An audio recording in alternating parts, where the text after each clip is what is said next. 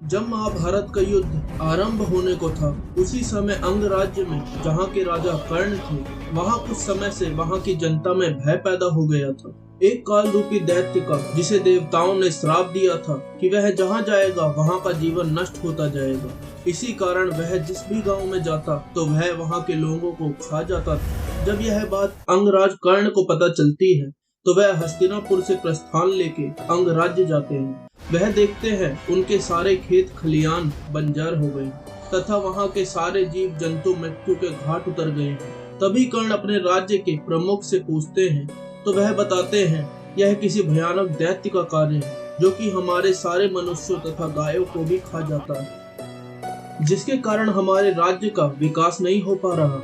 यह सुन के कर्ण क्रोध से भर जाते हैं और राज्य के मुखिया से कहते हैं, मेरे गांव में रहने का प्रबंध कराइए, मैं आज रात्रि इसी जंगल में विश्राम करूंगा। जैसे ही रात में कर्ण सो रहे होते हैं वैसे ही एक भयानक दैत्य की आवाज आती है।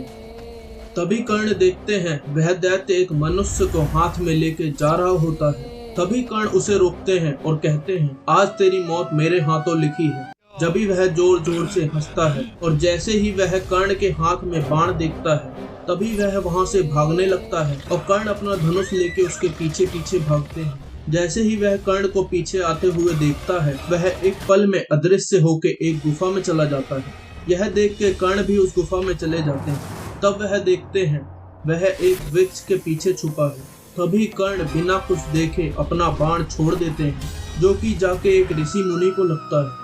तभी वह ऋषि मुनि कहते हैं, मूर्ख, यह क्या किया तुमने? मेरी तपस्या इसी पल पूर्ण हुई थी।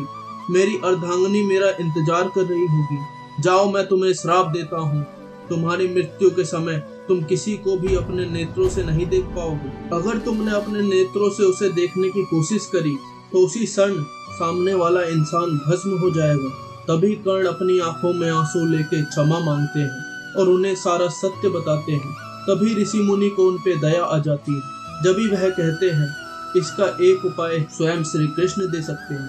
कर्ण ऋषि मुनि की आखिरी सांस तक, और जैसे ही ऋषि मुनि अपना देह त्याग देते हैं वैसे ही कर्ण क्रोध में अपना शब्द भेदी बाण उस राक्षस पे छोड़ते हैं जो कि उसकी आवाज को सुन के उसके लग जाता है। तभी कर्ण सबको निडर होकर जीवन व्यतीत करने को कहते हैं। कुछ दिन बीतते हैं। जब महाभारत में कर्ण की मृत्यु निकट होती है तभी कर्ण श्री कृष्ण से कहते हैं, हे गोविंद, जब जिस पल मेरे प्राण जाने वाले हैं उस पल मैं सबको अपने नेत्र से नहीं आपके नेत्र से देखना चाहता हूँ, वरना मेरे कारण मेरे अपनों को हानि पहुंचेगी। तब जिस समय कर्ण की मृत्यु होने वाली होती है उस समय श्री कृष्ण कर्ण की आंखों की रोशनी छीनकर अपनी आंखों से सारा दृश्य दिखाते हैं। हमारे ऐसे और फैक्ट जानने के लिए हमारे चैनल को सब्सक्राइब करें और बेल आइकन को दबाना